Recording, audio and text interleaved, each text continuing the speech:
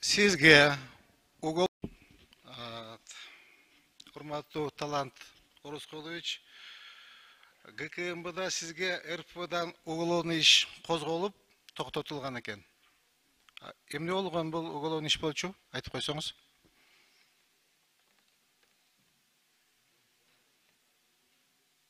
Сизге ГКМБ РПП уголовный дело козголуп, кыскартылган экен. Эмне болгон уголовный дело болчу?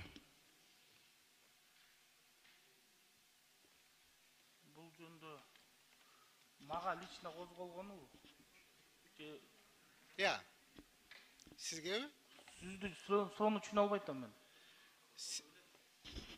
Сизге уголовный дело козголуп, 1 ай камакта жаткан экенсиз. Эмне иш боюнча эметтиңиз эле?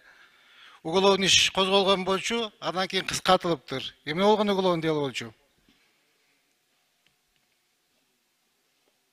Мен жаткан эмесмин андай бир ай. Каякта жазылып турат?